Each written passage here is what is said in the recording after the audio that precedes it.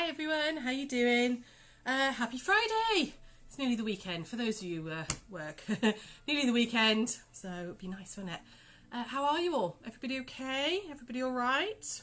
Do hope so. Excuse me, I sip my tea. We're going to talk about colour theory today. I'm going to go lots into it, but try and keep it sort of, what's the word? Take it down to its basic sort of 5 tips that I can give you, because I could go on about it for hours and hours and hours. But so yeah, we're going to talk about that today. Just a couple of little things. There's lots more yarn gone into the clearance bit on the yarn section on the website. I put a load of end of lines on there yesterday, so that's on there. There's also lots more normal price yarn as well. We've had a delivery in, so there's lots of those bits gone on. There's a few more bits gone into the clearance section on fabrics too. So again, end of bolt lines and things, that's gone into there. So have a look at the website if you need any wool, because there's quite a bit new stuff going on. Sian put on the those new rainbow ones for me yesterday, so those are on as well. So if you liked those, they're yummy. Those have gone on as well. So yeah, busy. We are going to be doing another raffle as well. It's going to be slightly cheaper. We're going to do it £3 a ticket this time. Now the shop's back open. It is going to still be just through the website, because otherwise we can't keep track of the card, and you might end up with 2 people buying it. Somebody could buy it in the shop at the same time somebody's buying on the website. So it's going to be website only, as the others were. So we've got a new raffle starting at the weekend as well. What else have I got to tell you about? Oh, thank you for all your challenge posts. We put up the 100 day challenge thing that because we what is it? This is now number 101. So yeah, it was 100 days yesterday of these Facebook lives.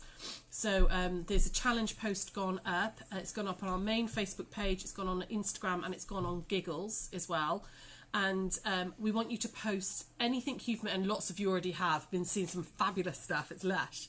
But we want you to post anything you've made from any of our 1pms. Okay, if you've made something from our 1 o'clock tutorials, post it. Okay, it could be a block that you've done, it could be a Dave the Dash Hound, it could be, I know, a snap pouch, or anything at all, bowl cozy, whatever, but something that we've featured in our 1 o'clocks. Okay, and you can enter twice. Okay, so if you've done a woolly one and a fabric one, you can put both in. All right, and we will do 2 separate draws. We've got a really lovely bundle of wool for 1 free prize draw, and then we've got some bits which I think Sarah showed you yesterday in the other one for the fabric people. So that's there. So that's going to be run, and we'll do that on Monday. What else have I got to tell you guys? Can't remember. My boy came back from London. Still haven't seen him because he's with his girlfriend, but yeah, my boy's back. My boy's back in Wales. Thank goodness. I've got them all on this side of the bridge. Won't be for long, but I've got them all this side of the bridge, so I can't wait to see him, maybe later or tomorrow. So yeah, we've also been working, I did a lot of planning yesterday on Zoom classes. So we're going to have some new Zoom classes go live, either over the weekend or possibly beginning of next week. So we've done a load more, and we've put some a couple of evening ones in there as well for ladies who work, who can't necessarily make it on a Thursday daytime. So we've put a couple of evening ones in, and we've put a couple of Saturday ones in there as well, so that you know, everybody's got an opportunity. So who's coming online, groups? Who's there today? Carol, we've got Anne, we've got Heather, Wendy. Is that Carol Iveson? Maggie. Oh, Maggie. All right. So see if it's the other Carol, I was going to say, oh my God, your quilt is amazing. I love it. Yeah, that's right. Wendy, Catherine, Lum, Linda. So we got Sarah, Sharon, hi, Meg, Jenny, loads of people. Fabulous. Right. So we're going to talk about colour today, and how, because we've been requested this quite a lot, about how to choose colours for your quilts. I did a lot of this during my degrees and things and stuff, and my training, and I could talk for hours and hours and get really technical about it, which we obviously haven't got time.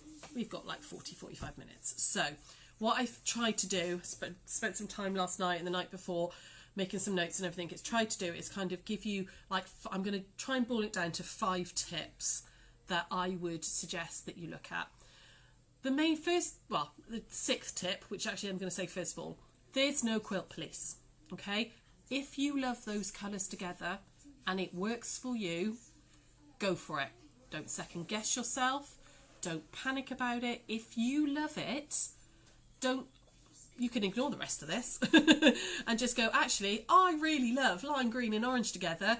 Actually, they do go together. But, you know, if I really love lime green and orange together and I want to stick a purple in there as well, go for it. It's your quilt. If you love those colours together and you like what you're making, there's no one's going to come in, you know, and take your quilt off you and slap your wrist and say, you're not making that. That's the wrong colourways, you know. So my main thing is to don't overthink your colours. You know, don't second guess yourself. Go with your gut. And if you love it, there's no quilt police. Okay. Saying that, I'm going to now take you through some the colour wheel and how colours go together and how you can make changes, colours look different by making small changes, and hopefully that may help you make the decisions before you actually start it, because we do get people go, oh, I love this fabric, but I've already started quilting with it and I don't love it anymore. Okay, because it's not necessarily they don't love that fabric, but the colours they've put it together no longer work. So groups, could you turn that down please, it's really loud. But there are no rules in quilting. I'm sorry, and anyone who tells you that there are rules, you know, can go suck eggs.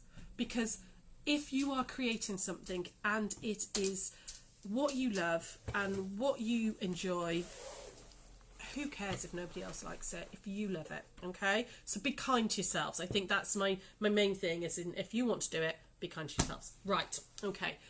Colour theory. There's going to be a lot of it talking at you. Please ask questions. Drew will keep an eye on them, all right?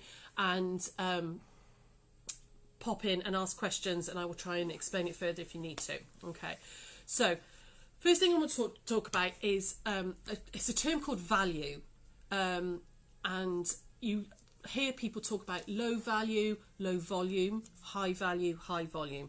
They basically mean contrasting colours. They basically mean light and dark. Okay, it's a posh word. Low volume, high volume, it's a posh word for light and dark. Okay, so I pulled out loads of fabrics and loads of wools as well, because actually the wool is quite an easy way for me to show you the colours. So don't worry that it's wool, think about it as fabric colours. So I've pulled out a series of blues. It doesn't matter what colours, this could have been greens, yellows, whatever, but I've pulled out a series of blues. Okay, so these 4 colours, all right, let me just move that out of the way a second. These 4 colours are obviously not white, but these together are high to low volume. They're contrasting.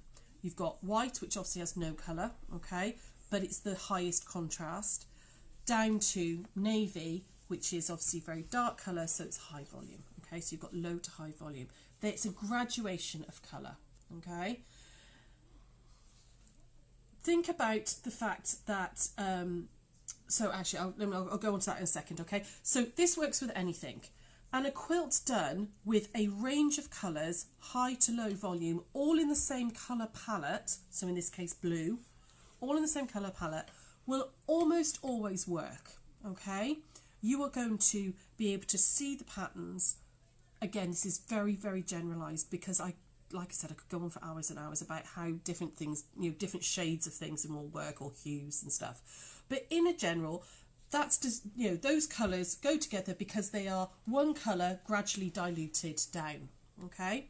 You might think, actually, my favourite, actually new quilters do this a lot, my favourite colour is like a tealy turquoisey colour, okay? So we end up buying this colour, and we buy this colour in lots and lots of different patterns and slightly different shades, okay? And you end up with a colour palette that is a beautiful colour, but they're all incredibly similar, okay? When you then start to put those patterns together into blocks or a bag or whatever, you can't see the difference, okay? So for 90% of the time, you want a contrast.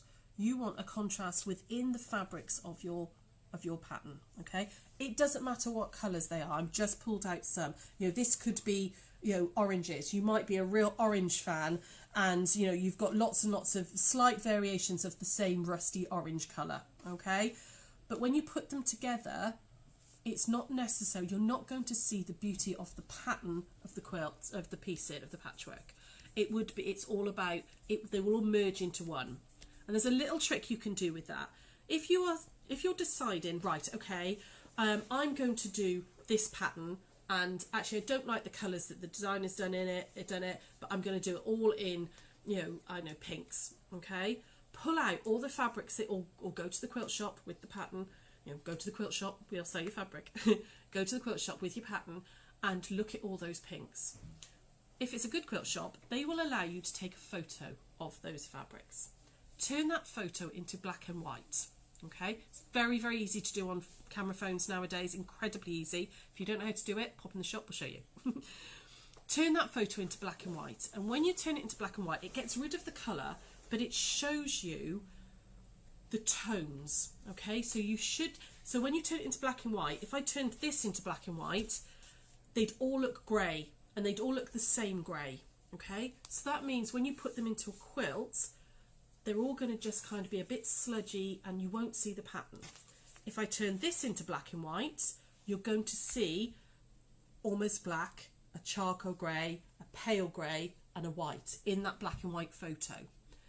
And like I said, it's a like 90% rule, a general rule, that contrast works in patterns. You see it all over the place. You see it in, you know, think about any flickering through a magazine, any adverts or anything, contrast works. Okay, so that's what people mean by value or volume.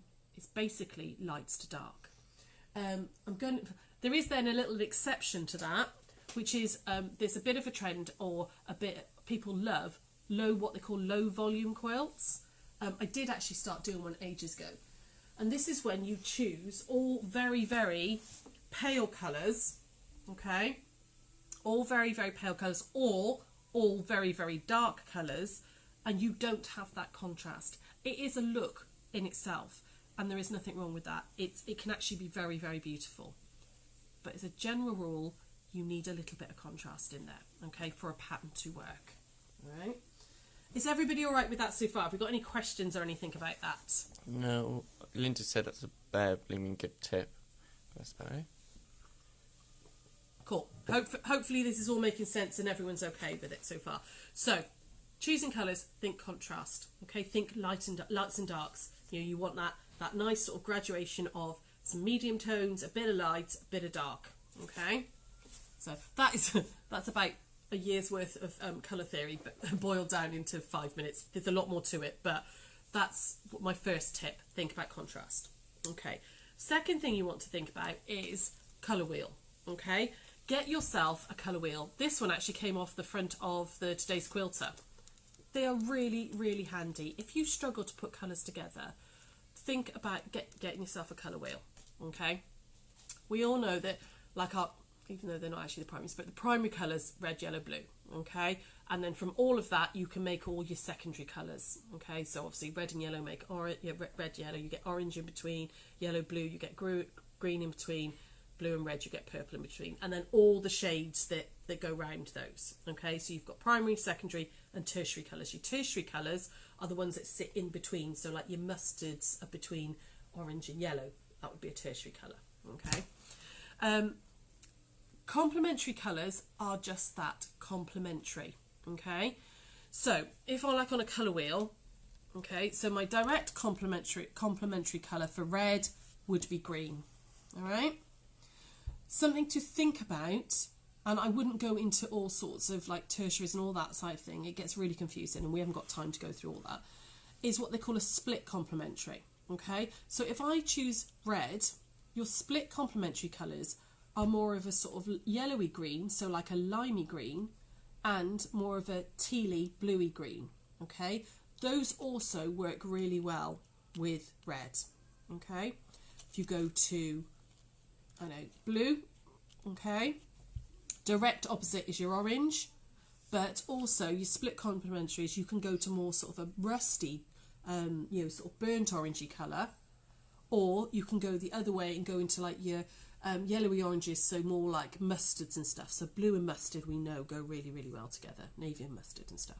Okay, and then again with your green, okay, yellow, I've done red, yellow, your direct opposite is purple, okay, but then your split complementaries are more sort of magenta-y colours, reddy violets, and then more sort of bluey aubergines and stuff, okay. Get yourself a little colour wheel. They're really, really useful. Because the other thing that's really useful on here is and I can never say this word, analogous, I think is how you say it. I can spell it, can't say it. And that is, so if I say my favourite colour is blue, it's like that tealy blue. So I'm going to make a quilt that is in that blue-green range, okay? Colours that go with that go either side. So I can go towards greens and I can go up towards purples. Okay, so it's like the 4 or 5 colours that sit on the colour wheel that sit either side. Think of a peacock, okay? So one of Sarah's favourite colour combinations is that purple, blue, green, okay? If I was going to go as an orange as my main colour, I can go through to, think of a sunset, oranges and yellows, mustards, all that kind of colour, and then up to, sort of burnt oranges and terracottas, right the way through to reds. Okay, so, and it actually shows you it there, analogous, okay, so that's kind of your colour range for each of these, okay. If I was going with magenta, I could hit into hot, like the really deep Cadbury's purples, all right the way through to sort of pillar box reds, okay. These are invaluable. If you struggle with colour, these are really, really good, okay. So while we're talking about complementary colours, any other questions? Everybody all right with that so far? Carolyn says like that idea too. She said that's a bit of luck as I found the same colour wheel earlier. Brilliant. They're really, really handy. Really, really handy if you struggle with colour. Okay. So when you're talking about complementary colours, you've also got to think about the shade of those colours as well. So red and green, complementary colours, but you put those together and it says Christmas, because that's what society has told us Christmas is, reds and greens, okay? However, if you diluted these down, dilute with white, because that's what you're doing with hues, you basically add in as much white as you can to that, and you go for a very, very pale pink, and I diluted this one down, and I went for a very, very, like, appley, it's not quite the right colour, but I had to go with the wool that I had in the shop. You suddenly end up with something very spring-like. It's very much gentler, and these go together just as much as those do. However, you suddenly put that and that together, and it really doesn't work. And you put that and that together, and it really doesn't work. So something else to think about is not just the fact that they're complementary, is the depth of the colour, the shade, the shade and the hue of the colour. So if you put lots and lots, if you're going with lots and lots of gentle shades, and then you suddenly stick, this is completely wrong, you suddenly stick a purple in there, that is going to jump out like a sore thumb. That is going to, smack you in the eye and go, and it's going to look wrong. So if you were going with this colour range and you wanted to put purple, you would need to think about what shade of purple goes with this. Okay, so think about your complementary colours. I'm going to demonstrate that again. So if you put yellow is complementary colour is purple, okay, so they do go together. They work really well. Put it against a really high contrast like a white, okay, and you've got a brilliant, beautiful, bright, sunny, smack you in the face quilt, okay. The reason a lot of like advertising companies use primary colours and complementary primary colours is that they are designed to be noticed. They are designed to go, hello, look at me, okay? However, if you then pull that back, that might be, you might like yellows and purples together, but they are really bright and really smack you in the face bright, okay? That might not be your cup of tea. However, using that same colour palette, you can tone it all down. So going from white, I've gone for again, it wasn't quite the right, I wouldn't go cream, but I would have gone a slightly paler yellow than this, but I had to do it with the yarns that I had there. Spaghetti. Pardon? It looks like spaghetti. Yeah. Okay. By taking all the saturation, which is how bright a colour is, down a few tones, and then suddenly we've got a heather with a mustard and then like a buttery cream colour. You've got the same feel as this. Sorry, Drew, am I coming too close to you? Sorry. You have the same feel, the same colour palette as this, but you've got a much more gentle, more elegant tone of colours. Okay. If I'm getting, I'm hoping you guys are getting this. It's, I'm trying really hard to sort of like go through it and without like throwing lots and lots and lots of terminology and stuff with you, but just how it's, as a quilter, when you look at a pattern and think, right, okay, I really want to do this pattern. I want to do it in yellows and purples, but actually yellows and purple, that's way, way too bright for me. That might work for you, absolutely. So, but I still want to stick with that. So where do I go? And you've got to think about adding black, adding grey to the colours. I don't mean literally add the colour grey. I mean, these colours are less saturated because they've got more grey in them, basically. So that is like a pure colour. This is a shade because it's going downwards. Okay, so hopefully that makes sense. So complementary colours are something definitely to look at when you're thinking about a quilt, okay, and where that sits. So you've got your contrast, your lights to darks, and you've got what colours go together. Colour wheel is brilliant for that, okay. Right, next tip, tip 3. Think about the scale of the print you're doing as well, okay. How do prints go together? Right, so I've got notes because there's a lot to talk about. So these ones here, okay, these are all blues, okay, and sometimes you think, oh yeah, they're all blue, they're fine, they'll all go together, okay. However, you need to think about the scale of the print, okay. So this has got a print on it. It has absolutely got a print on it. It's got this little tiny print, but it reads almost like a solid, okay, because the print is very, very small and the contrast in the colours is hardly anything, okay. So it reads as almost as a solid, okay. Something like that one, okay, even though it's got it's a small print and it's got quite a lot of this blue and all in it, it actually reads as a mid-tone because it's a contrast. If you took that black and white photo, this would read dark, this would read mid, okay, because even though it's a small print, you've got quite a dark background, okay, the contrast between them is quite high. If that had been a blue, the contrast would be less, but because they've used that pink against the blue, the contrast is high, so it reads more mid-range in the tones, okay. Something like this, okay, you've got a massive print on there. You'd think, I mean, certainly there's newbie quilters, oh, they're all blues, they're all fine. But this print here is a really big print, okay, and suddenly that doesn't work, okay, even though in the grand scheme of things it's all blues, doesn't work, okay. So you need to think about the scale of the prints of the fabrics you're buying, okay. This one, again, it's navy, it would work against this one, but doesn't necessarily work against this one. And that's because this is way, way too patterned to go with another pattern like that, okay? So you need to think about how patterns go together. And the best way to do that is to go through your stashes, pull out one of your stash boxes and go through it and literally do this. Right, okay, so do I like that together? Does that work? That would work for me in a certain pattern, that would work for me. However, if I then suddenly stick something like that in, oh no, it doesn't work. Okay, so what does work? Does that one work? Does this work? Audition your fabrics, okay? When you're going to start a new project, think about, don't just go, oh, yeah, those two, okay? Because sometimes you might have something further on in your box that actually works a lot better. It's worth spending that little bit of time planning. And again, don't keep second guessing yourself. Don't spend a month to plan out a tablet stand, okay? Maybe spend a month to plan out an heirloom king size quilt.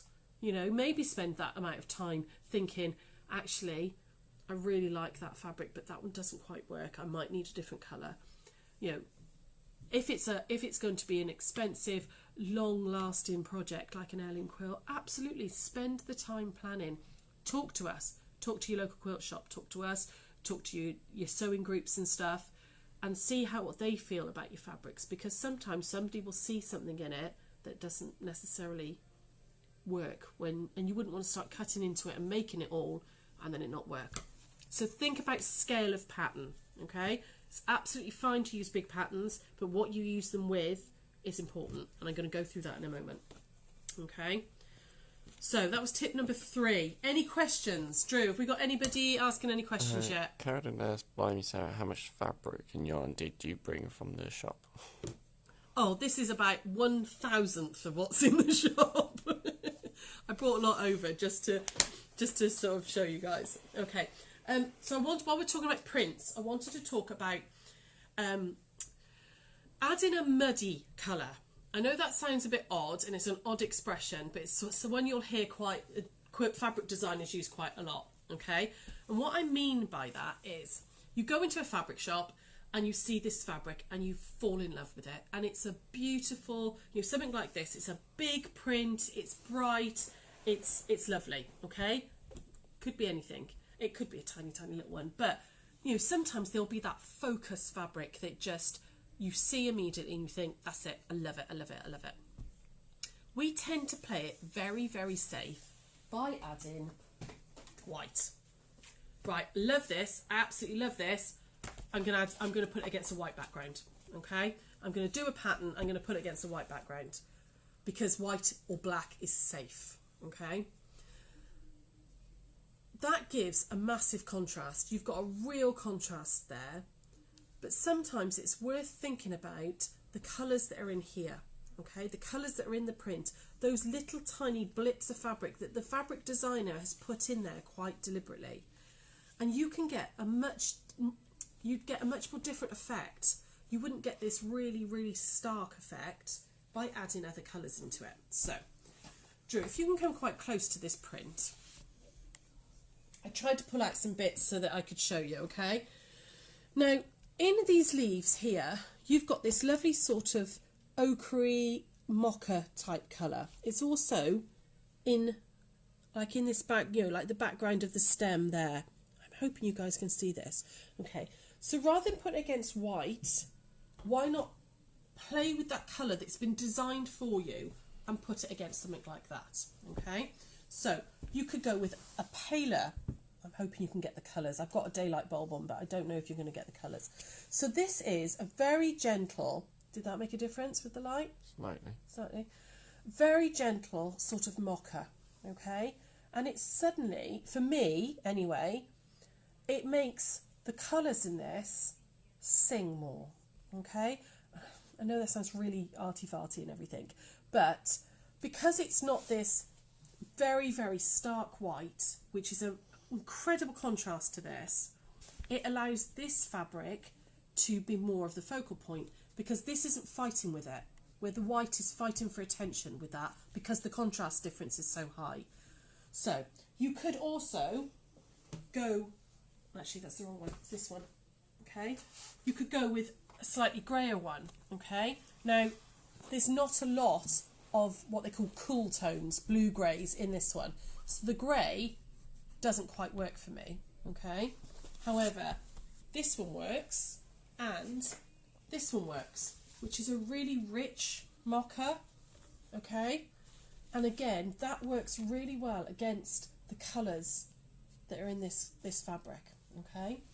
The other thing to think about as well is when you've got a focus fabric and you want to use it in a project, is what are the colours within that, okay?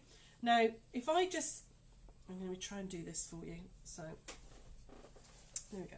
If I just go, oh yeah, there's pink in there, there's pink in there, and put a pink on it, it kind of works. It's not great. However, if I really think about the pinks that are in there, it's actually more this colour. It's not quite right, but it was the fabric that I had in the shop.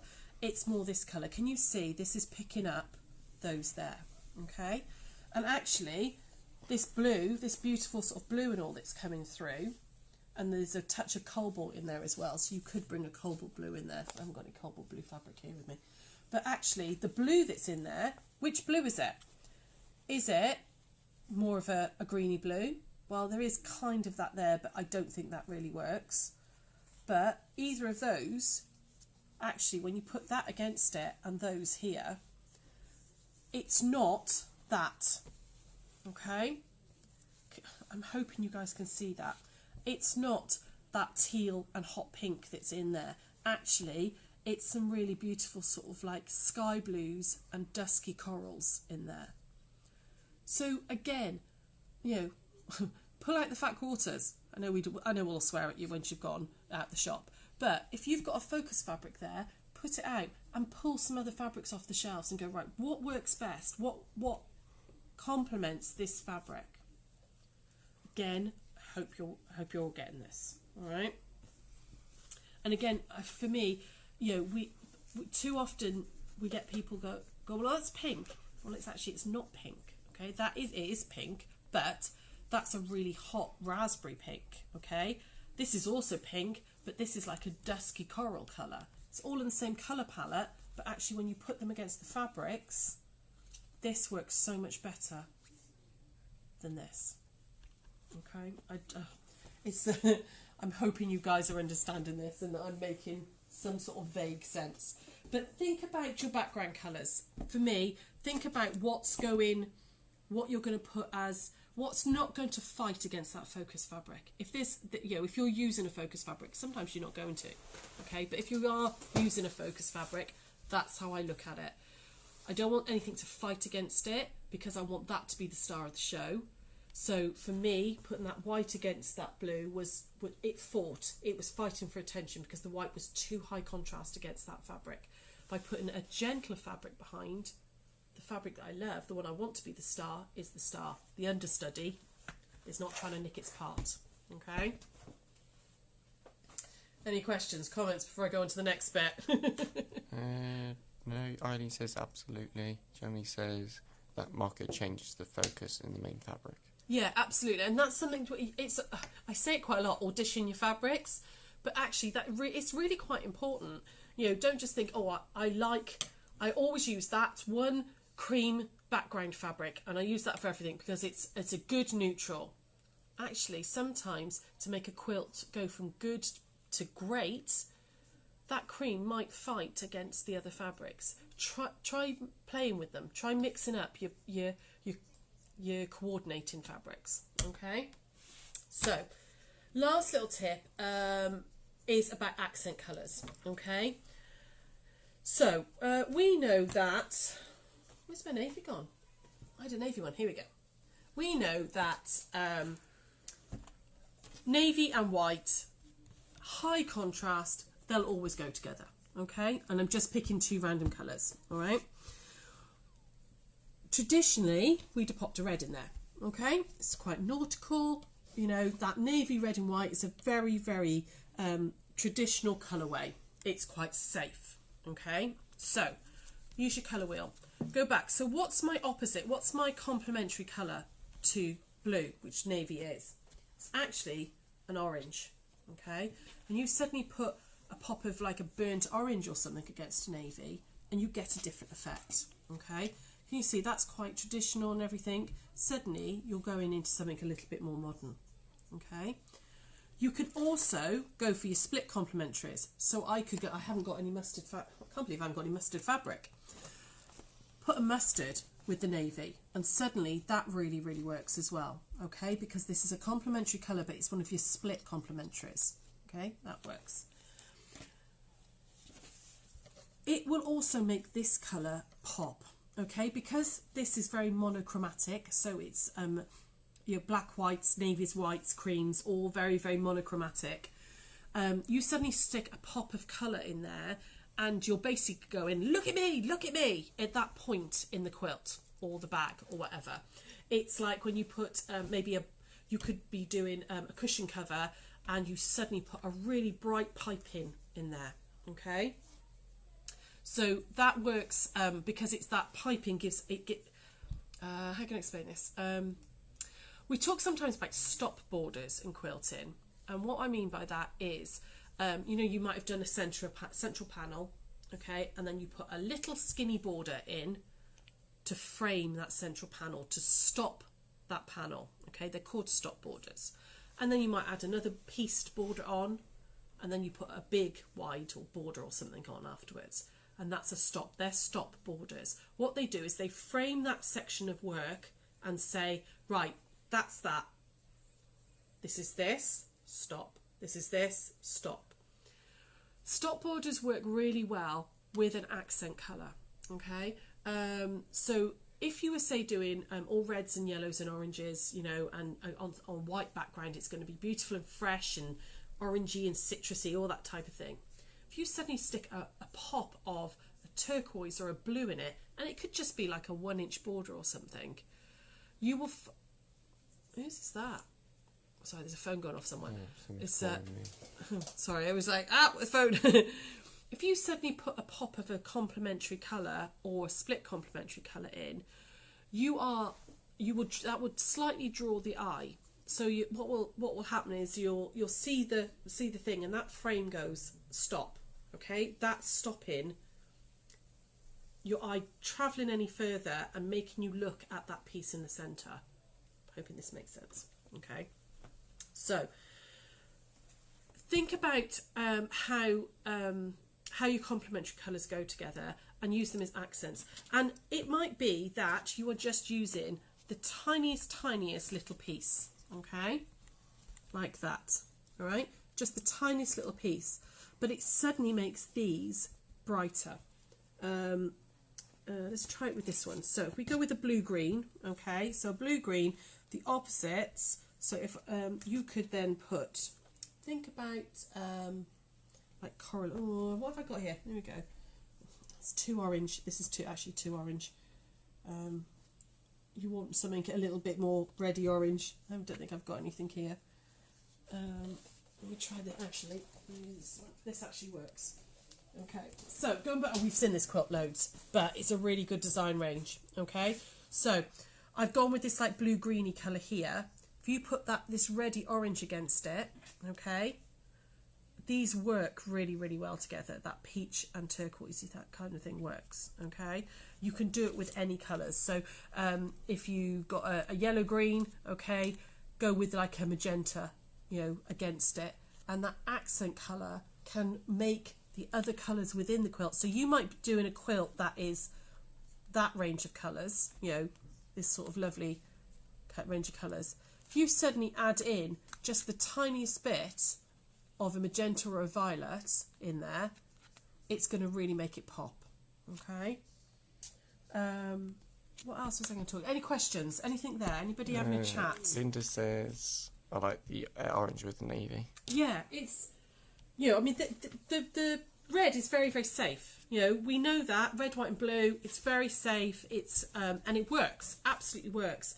But if you suddenly switch it out and pop a yellow in there, okay, an orange in there, it works in a different way because these colours are complementary. You can go the other way and go, so because I'm using blue, so I can go either side, blue, I could go either side in any of these colours as an accent, okay, and again, that works, all right, and that works, all right, because this accent colour is not complementary, it's analogous, I can't say that word, but it's either side of the blue on the colour wheel, okay, so they work against the blue. The orange works because it's complementary, but if you put yellow against it, I mean, it's okay, but it suddenly becomes a little bit primary colours IKEA, okay? Or do you know what, that yellow and blue is quite harsh. Actually, the orange works much better, okay? Colour wheels. It's all about colour wheels, really. This whole thing about looking at your colour wheel, okay? I wanted to show you this as well, one last little thing. I'm hoping this has been useful. I'm hoping this is... I mean, I loved looking back into all this because I haven't done it for years. I think we do it quite naturally in the shop, Sarah and I. We'll pull colours out and we kind of know what goes together and stuff. But I haven't actually sort of really looked back into it for years and years. So this was really good fun, actually. Wanted to show you this, okay? So this was a really good example. These are one of the cards that the reps give us to show us all the colours in that range. This is a really good example of how colours go together. So these here all work together really, really well because they're all the same hue, as in, or tint. They're all the same, they're all different colour palettes, but they would work together in a quilt because they are all that same hue. Do you remember when we were talking the value, the contrast and everything? They're all very, very gentle, okay? Same at the bottom. These here would go really, really well together because they're all the same shade. You know, they're all that deep saturated colour. You can also go up the colourway this way, okay? So that, if I do this, that works really well together, okay? Even though this is really dark and this is really light, because they're on the same colour palette, it works. Or that works together, okay? Again, light to dark, but same colour palettes, all right? So it is something worth thinking about when you're looking at your fabrics, okay? The other thing is to trust in the designer. Really, the last thing is to trust in the designer. So this is a new one. The reps literally just dropped it off for us. Okay, this is a new range that we're going to be having in September. They've done all the work for us. So those are all the fabrics in the range, okay? They've got lights and darks, okay? They've got a colour palette, which is complementary. So they've gone with oranges, ready oranges. Okay, so if I do that one in the centre, so these reds and oranges, okay, through to bluey greens, which are the teals and turquoise. So if you put those two together, you'd get this tealy turquoise colour, okay. They've also gone for the mustards and yellows, which is in the analogous section with the reds, okay. So you get that through to that yellow orange, which is this. The designer has worked all that out for you, okay. So if you're struggling with colour, the first thing I would say is go for the same design range from a fabric, okay? If you see a fabric, you think, I love that, that's what I want to use, look at what else is in that design range. Even if you don't like the prints within that design range, choose solids that are already there. So, you know, if you wanted, you were going to use, you're going to use this paisley here, okay, because you really love that fabric, but actually you don't like the trees. So I would then pick out a colour that was this colour, and I'd pick out a mustard, because those are in that fabric. The designer has done that work for you. Very often on salvages, what's betting these ones haven't got it? Yes, I have. Right, let me show you. So, very often on the salvage of a fabric, it shows you the colours that are in there, like that. Can you see? So you could literally go, right, okay, go down the spray times or the linen textures or whatever it is in the quilt shop and go, right, okay, so, okay, that one's not in there. Is that one? Oh yeah, that one actually is that one there, okay? So these little bits on the salvage are brilliant, okay? So pick one fabric that you like and you use this to pick out your solids. Okay, so you might pick out a teal or a magenta because all of that will go with those. So I think that's probably enough of me waffling on at you.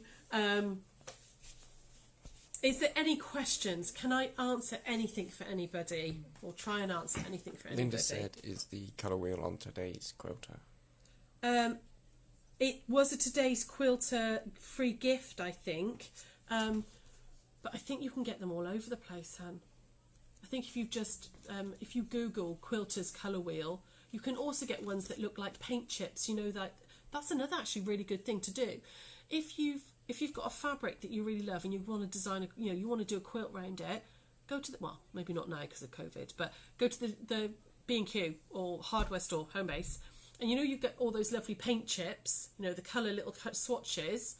Okay, pick out loads of those from the colours in the fabric, because it will give you a range of colours, and then you can decide actually that blue is good because it's in the fabric, but it's too dark, so I want something lighter. So you can go up and then you can find a fabric that's there. Those paint chips are brilliant because again they're done in colours that work together and different shades. I pulled out these actually because we're talking, this was just a box, I ran up to the loo just before it came on. This is one of my birch boxes. But this was a really good example of how an accent colour makes it work. So they've used all those lovely yellows and oranges and peaches from this side of the colour wheel. And then if you go directly opposite, you've got your accent colour in the blue. Okay? So that blue makes these yellows and oranges really sing, it makes it vibrate. It's all to do with the rods in the back of your eyes, and it makes the colours vibrate slightly as you see them, which makes them pop out more, makes it more vibrant. Okay? Anything else there? Grace, Have I just confused the hell out of you all? I'm sorry if I have. Grace's wonderful session explained so well. Cool, good. I'm glad it was making sense, because I could have just been waffling on and you were like, what the hell is she talking about? Kale says brilliant session as well. Thank you so much. Cool, no problem. Thanks for watching. Any questions? Is there anything there that anybody wants? Obviously, if there is questions about colour, like, you know, if you want to, in the comments section, if you've got a fabric that you've been struggling with and thought, I love this fabric, but I really don't know what to put it with, send me a photo in the comments section, you know, and me and Sarah will pick them up and try and sort of help you with it, okay? Anything there, Drew? No, everyone says thanks. Okay. Sorry, that was a lot of me just blah, wasn't it? But hopefully that was helpful. But my absolute main tip, and I say this a lot with any sort of sewing, is be kind to yourselves. Don't second guess yourself. There is no quilt police. That's the most important thing. Nobody's going to put you in jail if you want to put lime green and purple together. Nobody at all. Okay. If you love it, you do it. But thanks for listening. Thanks, guys. I'm going back of the shop because Sarah and I have still got a humongous amount of stuff to do ready for Chanda. So we're going to go back of the shop. I might need to grab some lunch. I'm starving. I don't know what's the matter with me today. I'm hungry. And I will see you all on Monday. Please do pop your challenge posts up on the for the 100 tutorial thing lives, and we'll draw that on Monday. And yeah, we'll be back on Monday. See you all soon. Take care, guys. Bye.